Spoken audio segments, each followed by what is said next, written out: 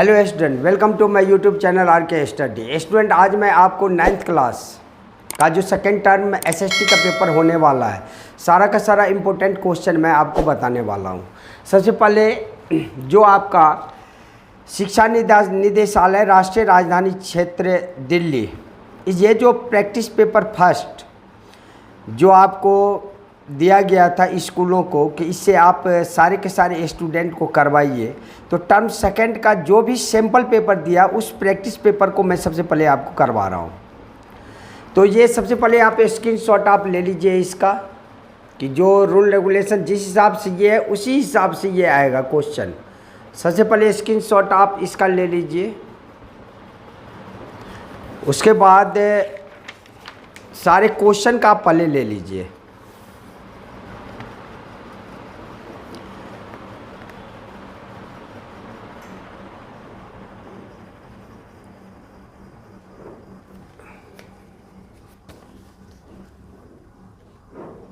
Screenshot आप सबसे पहले ले लीजिए, फिर मैं एक एक क्वेश्चन मैं आपको बताऊंगा।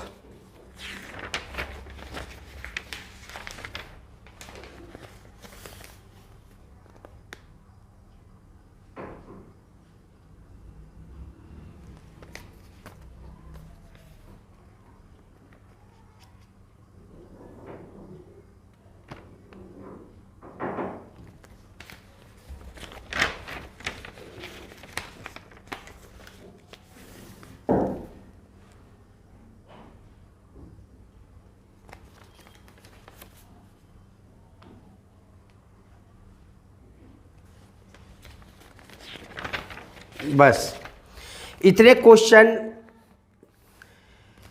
मैं आपको बताने वाला हूं। सबसे इसमें पहला क्वेश्चन है, द्वितीय विश्व युद्ध के बीज वर्साई के संधि में ही बो दिए गए थे, टिप्पणी कीजिए। 2 नंबर का क्वेश्चन है। तो सबसे पहले तो आप ये समझ जाइए कि ये जो द्वितीय विश्व युद्ध जो हुआ था 1939 से 1945 तक हुआ था, लेकिन ये क्वेश्चन आपको कह रहा है कि द्वितीय विश्व युद्ध का बीज प्रथम विश्व युद्ध में ही बो दिया गया था। प्रथम विश्व युद्ध हुआ था 1914 से 1918 तक, 1914 से 1918 तक। 1919 में क्या हुआ, 28 जून 1919 को जर्मनी के साथ जो मित्र देश थे वो वर्साई की संधि जो है सो करवाए उनके साथ। और ये संधि के बारे में कहा जाता है, ये जो संधि हुई थी बहुत अपमानजनक संधि हुआ था। इसमें जो भी जर्मनी का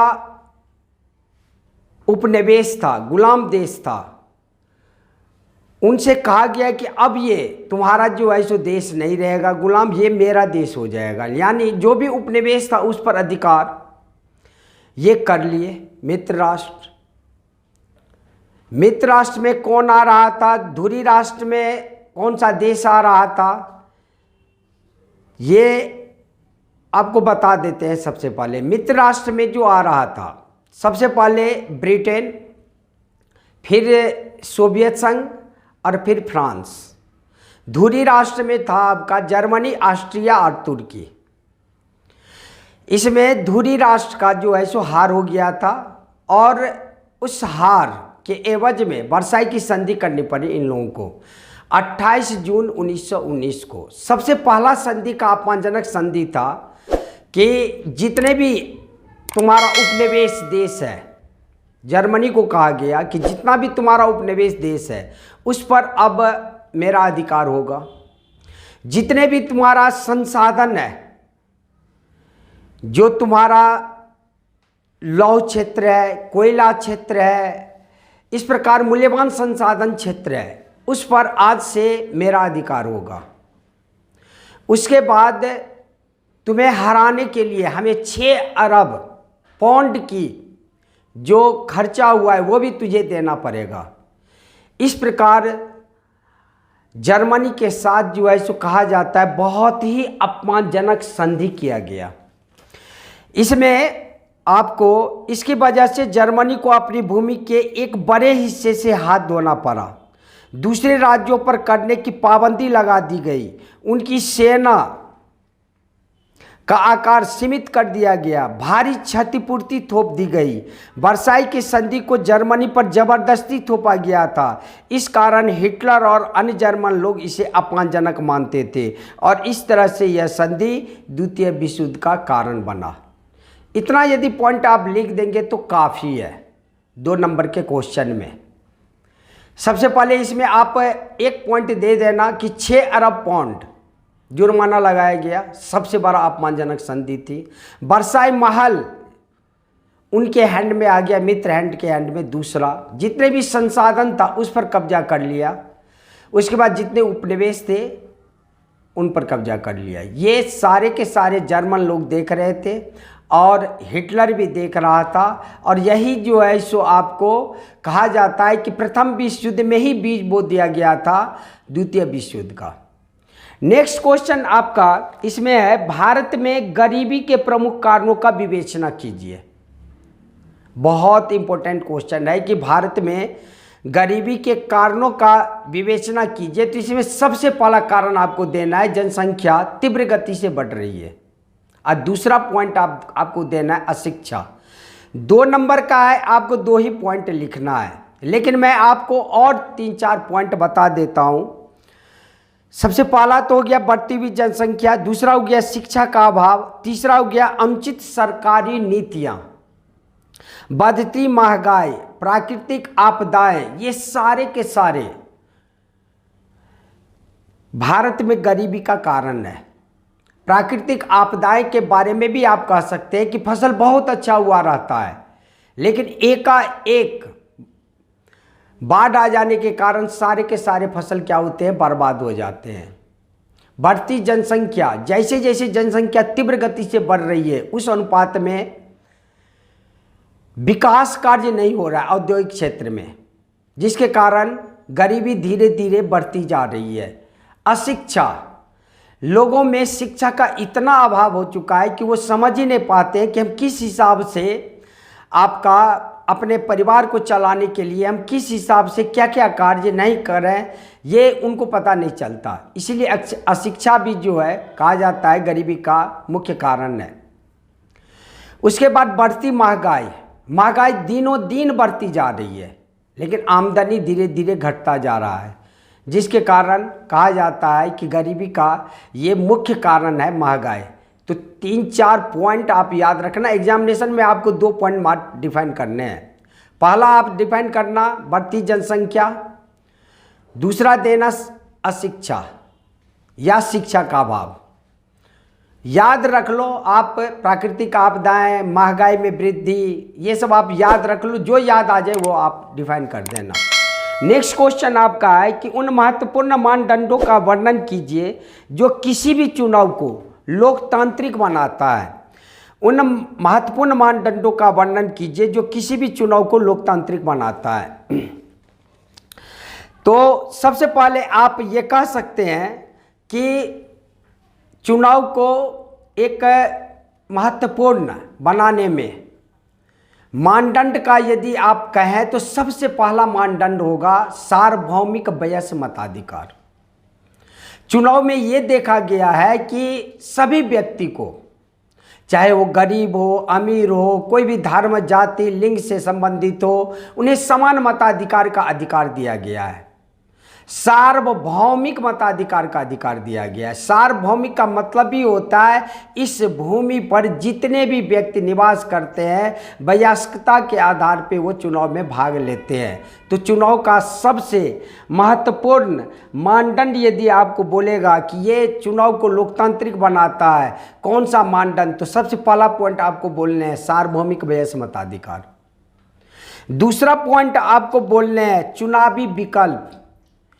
यहाँ पे जितने भी चुनाव हो रहे हैं, जैसे आप रशिया में ले लीजिए, जैसे आप चीन में ले लीजिए, उसमें चुनाव का विकल्प नहीं है। एक ही पार्टी वहाँ पे हर समय बनती है और एक ही पार्टी में जो है सो क्या होता है, आपको झकझोर होता रहता है कि हम बने तो हम बने। लेकिन हमारे देश एक लोकतांत्रिक चुनाव होता है, यहाँ पे एक विकल्प नहीं है। 7 या 8 आपको राष्ट्रीय स्तर पर पार्टियां हैं, जबकि क्षेत्रीय स्तर पर तो बहुत सारी पार्टियां हैं।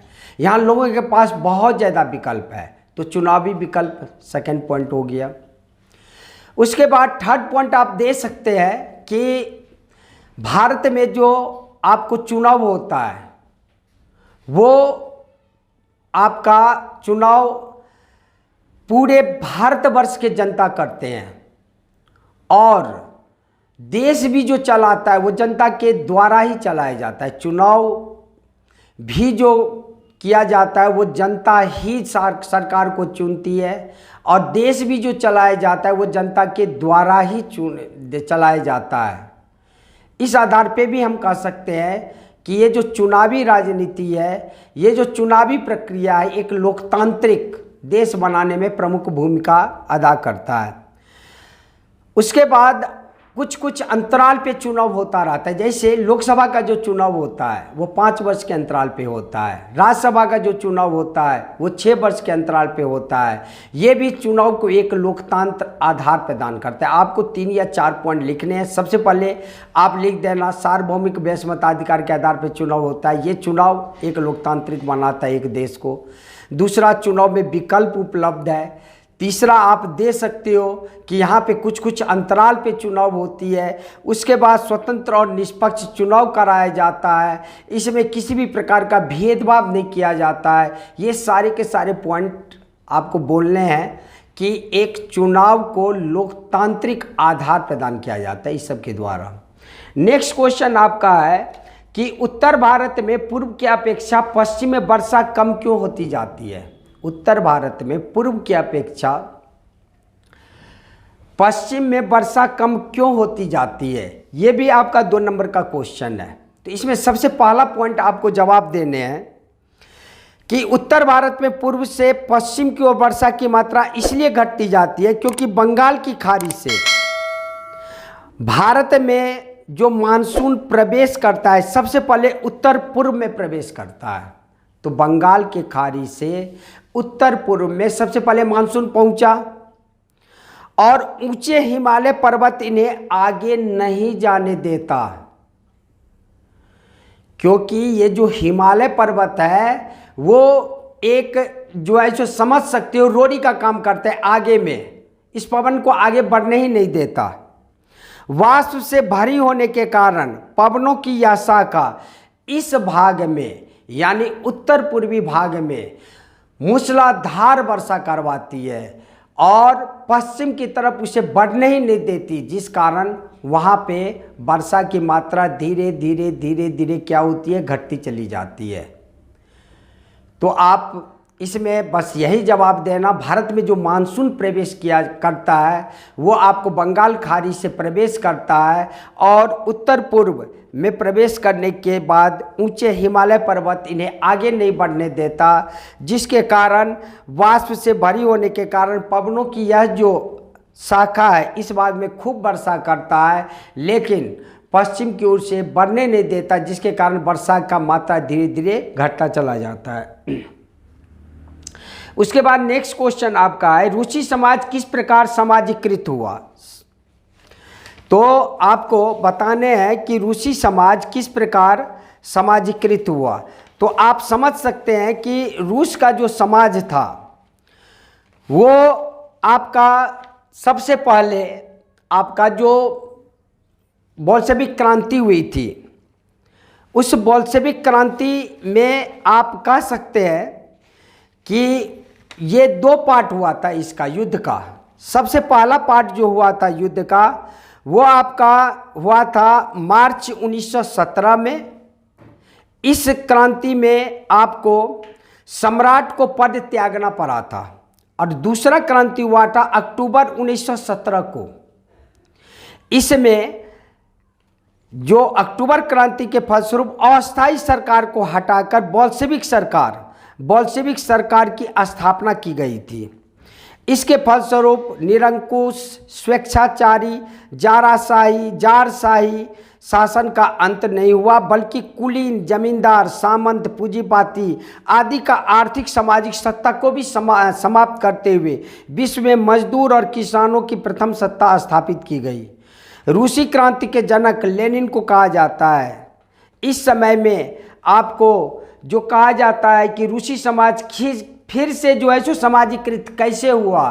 तो लेनिन का जब आपका अभ्युदय हुआ रूसी समाज में, तो उस समय में जो है सो क्या हुआ, बैंकों का राष्ट्रीयकरण किया गया, नियोजन की व्यवस्था लागू की गई, किसानों के द्वारा किसानों को कहा गया कि सामूहिकरण, खेती पर जोर देने के लिए इस प्रकार जो है उद्योग का स्थापना किया गया। इस प्रकार जो है सो आपको ये सब प्लान लेनिन का प्लान था, और लेनिन के प्लान के अनुसार ही यहाँ पे जो है सो क्या हुआ, रूसी समाज जो है सो समाजीकृत हो पाया, एक हो पाया, पूरे समाज एक हो पाया। तो मेन पॉइंट आप बता देना। इसमें ये जो क्वेश्चन नंबर आपका है ये 2 नंबर का है, बस आप बताने हैं कि जब लेनिन का अभ्युदय हुआ आपका अक्टूबर क्रांति 1917 में, तो इसने बैंकों का राष्ट्रीयकरण किया, उद्योग बहुत ही बढ़ चढ़कर जो है सो उद्योग बनाया गया, लेकिन समाजीकृत था, तो मतलब सरकार का इस पर नियंत्रण था। उसके बाद सामूहिकरण, खेती पर बल दिया गया। बस इतना लिख दोगे तो काफ़ी है। नेक्स्ट क्वेश्चन आपका है इसी में कि नाज़ी समाज में महिलाओं की भूमिका का वर्णन करें। तो नाज़ी समाज में महिलाओं की भूमिका एक बड़े पैमाने पर पितृसत्तात्मक या पुरुष प्रधान समाज के नियमों को पालन करने की होती थी। यानी रूसी समाज जो था ये आपको पितृसत्तात्मक प्रणाली पर आधारित समाज था, यानी पिता की मनमर्जी चलती थी। बस उसमें आपको ये कहा गया कि हिटलर ने महिलाओं को उसके जर्मनी के सबसे महत्वपूर्ण नागरिक कहा, किंतु यह केवल उन आर्य महिलाओं के लिए सच था जो शुद्ध एवं वांछित आर्य बच्चे ही पैदा कर सकती थी। उन्हें अच्छी पत्नी बनने और पारंपरिक रूप से घर को संभालने व अच्छी पत्नी बनने की अतिरिक्त एकमात्र मातृत्व लक्ष्य की प्राप्ति की शिक्षा दी जाती थी। और सारे के सारे जितने भी महिलाएं थी उन्हें यह कहा गया कि किसी भी हालत में आपको बच्चे को नाजी शिक्षा प्रदान करना है। जो भी अवांछित महिलाएं थी, अवांछित महिलाओं को कहा गया कि तुमको किसी भी हालत में उसके साथ जो है सो अपमान का सामना करना पड़ता था।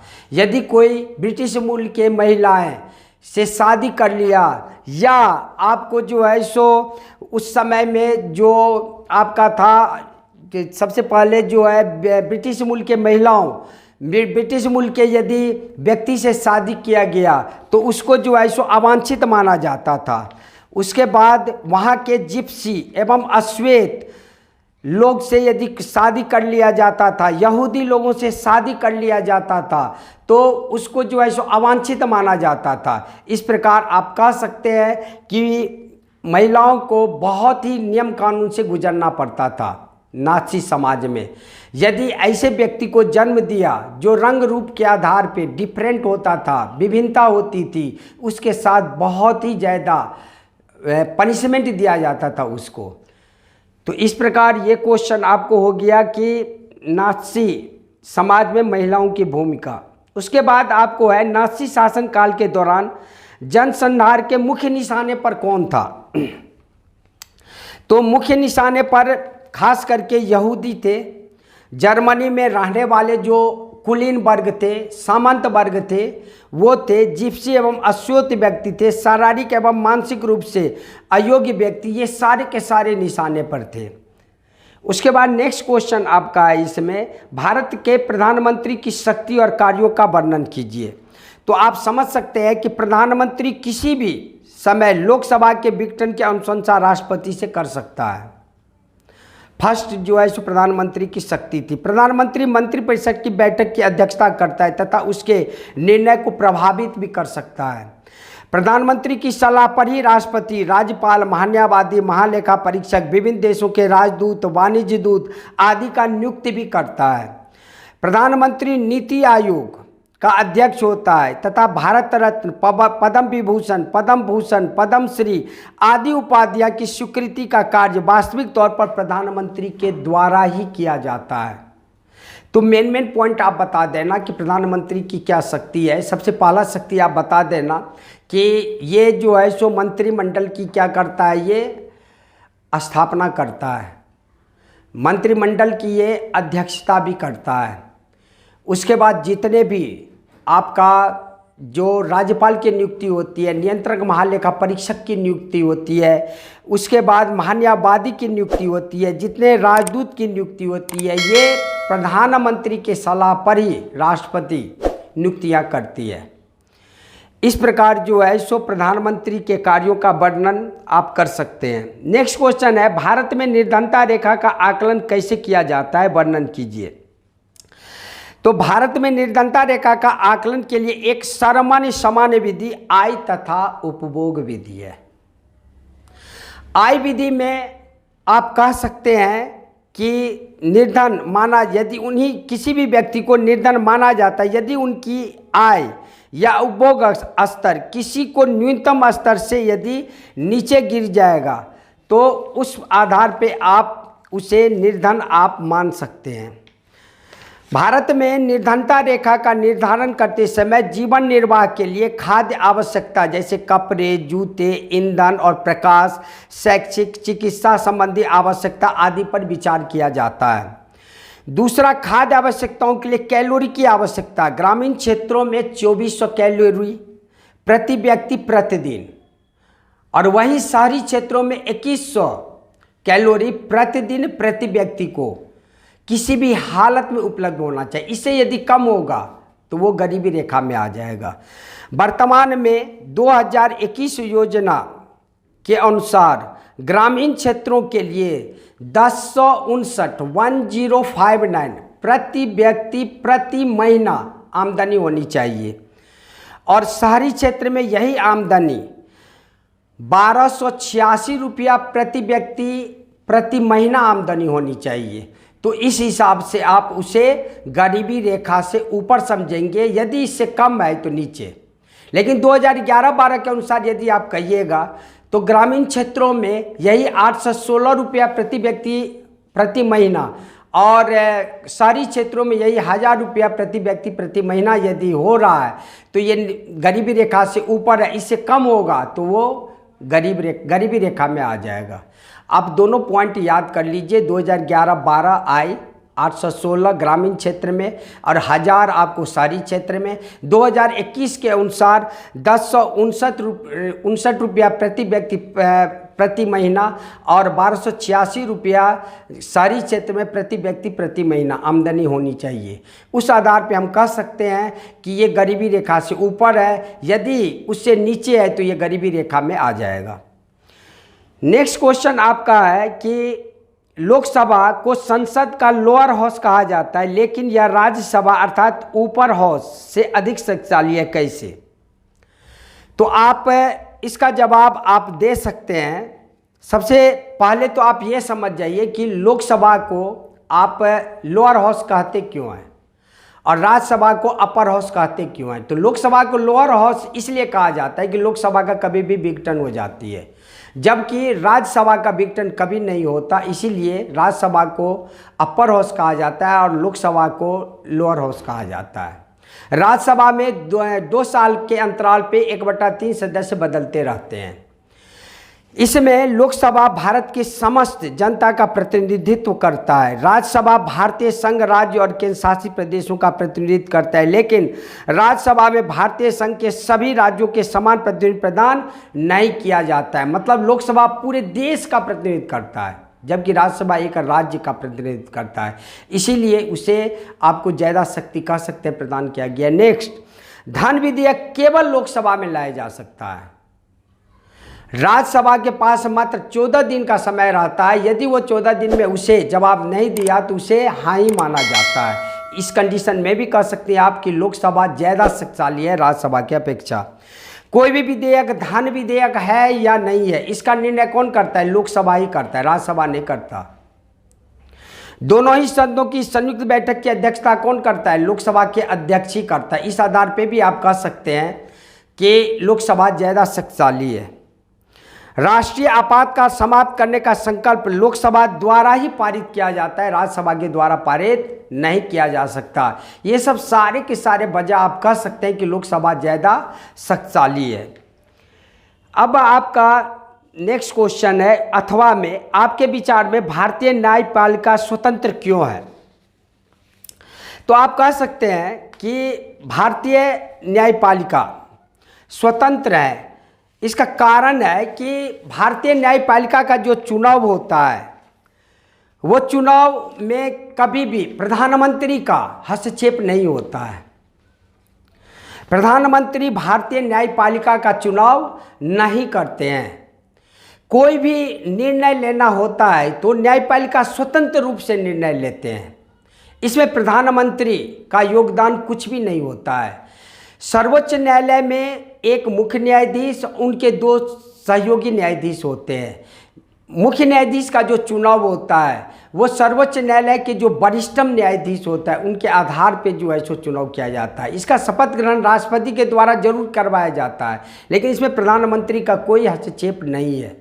जो आचार संहिता लागू करवाया जाता है वो किसी एक व्यक्ति के लिए नहीं होता, वो प्रधानमंत्री, राष्ट्रपति, कोई भी भारत का नागरिक हो, सभी के लिए ये नियम कानून लागू होता है। इस आधार पे भी आप कह सकते हैं कि सर्वोच्च न्यायालय जो है सो निष्पक्ष है।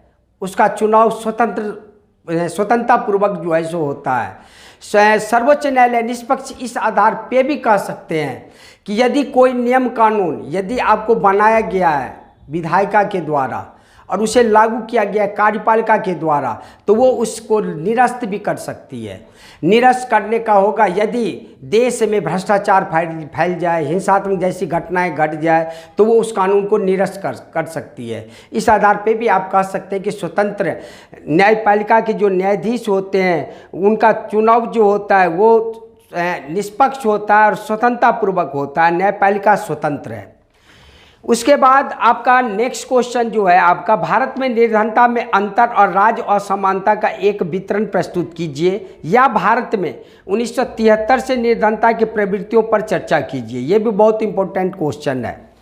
तो आप इस क्वेश्चन में कह सकते हैं कि भारत में निर्धनता का अनुपात वर्ष 1973 में लगभग 55% था और यह 1993 में 36% तक इसकी गिरावट आ गई।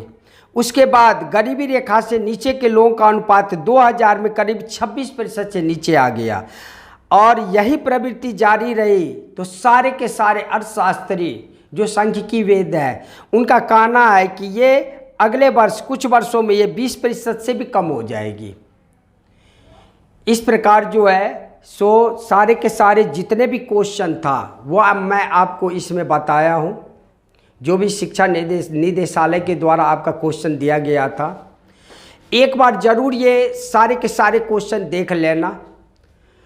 हो सकता है इसके बाद मैं नेक्स्ट वीडियो इसके बाद और एक इम्पोर्टेंट क्वेश्चन का वीडियो लाऊं, लेकिन इतना ज़रूर आप 1 बार 2 बार 3 बार 4 बार ज़रूर सुन के जाना। हमें भरोसा है कि किसी भी हालत में आप अच्छे से अच्छे परफॉर्मेंस करोगे। अब हम नेक्स्ट वीडियो में नेक्स्ट टॉपिक के साथ मिलते हैं। तब तक के लिए जय हिंद, जय भारत।